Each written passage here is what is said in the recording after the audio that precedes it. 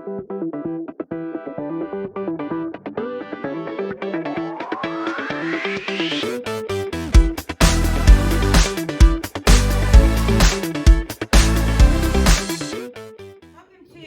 Middle School STEM night. And we're going to get started right away. We will be dissecting an owl pellet. And up here, up on my smartboard, I have a beautiful picture of a owl, which is a bird of prey. It is an apex predator, meaning it does not have a predator itself, and it hunts for small rodents in the forest. And how does this fit into our AKS? This AKS is 6A, where we construct an explanation to describe the patterns of interactions in different ecosystems in terms of relationships among and between biotic and abiotic components of an ecosystem. For clarification, the interactions include, but not limited to, predator-prey relationships, competition, mutualism, parasitism, and then commensalism. The relationship we're studying today is actually the predator-prey relationship. Owl being the apex predator, and then the rodents that it preys on. And again, it can prey on several different types of rodents. We have a chart here that we'll be looking at and using in our lab. And you'll see that it could be a mole, a shrew, a bird, a rabbit for the larger species of owls. Okay, so let's just get some background knowledge before we start our dissection. Oh, our learning target also. We usually always take our AKS and we turn it into an I can statement. So it's the same as the AKS, we just turn it into an I can construct an explanation. So at the end of this lesson, this is what you will be able to do. So there's our I can. Okay. So owl pellets are masses of bone, teeth, hair, feathers, and exoskeleton of various animals preyed upon by raptors. Raptors is another term for birds of prey. Falcons, hawks, owls are all considered raptors. And that is a picture of what your pellet will look like once we unwrap it from our aluminum foil. Now these pellets are indigestible, parts of an owl's meal that the bird will then regurgitate. It literally throws it out. The owl will first capture the prey before ripping them apart with his sharp beak and swallowing large chunks. Doesn't that sound delicious? And so here I have a diagram of the internal organs of a owl, so you can kind of see what it looks like, the anatomy behind it.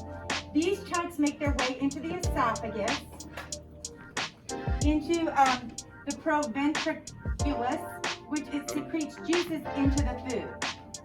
So you can see here's the esophagus. And what you're going to see is there's like two different stomachs. Okay? One is for the flesh, the soft body parts of the animal, and then the second stomach is for the bones and the fur.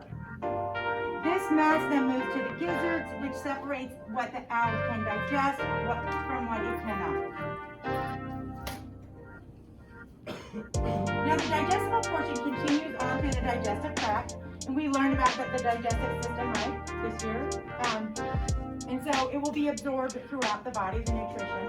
The indigestible parts form into a round pellet. This pellet moves back into the proventriculus, big word, where it will stay for many hours.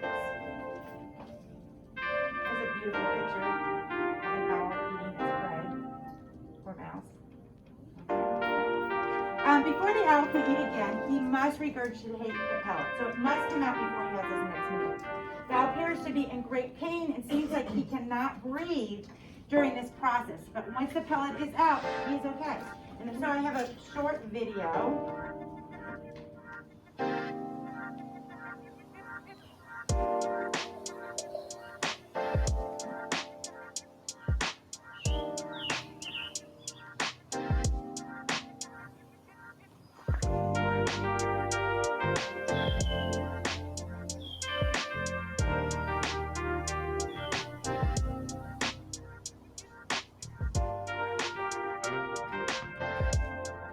All right, so that kind of just gives us some background information of how the pellet actually is formed.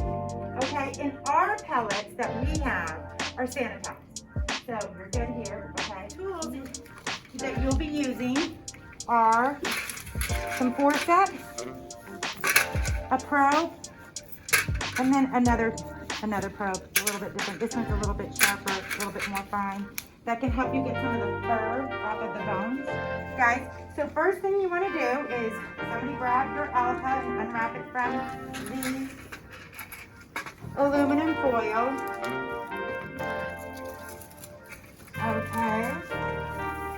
So, and what you're going to do is you will take your probes and your tweezers, and you can start gently breaking your pellet apart. Now you want to be careful because you don't want to break the bones. Sometimes the skull will come apart, but you'll be able to kind of put it back together.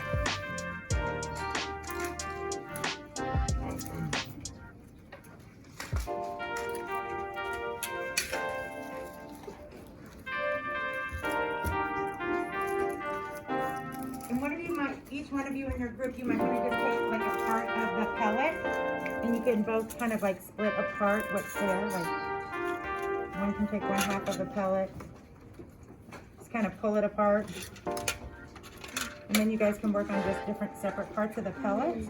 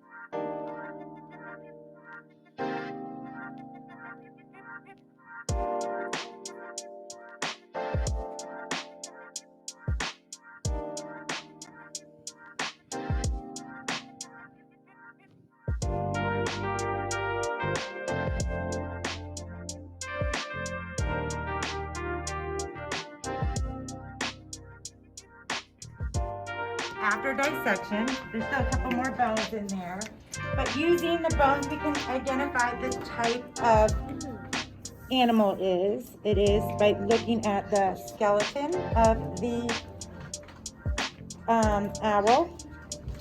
And then what the students will do is up here, after the dissection is finished, they will then construct our explanations, and they will answer these analysis questions that they will turn in at the end of the lab. Questions like, the first one is, what does the owl pellet reveal about the owl's digestive system?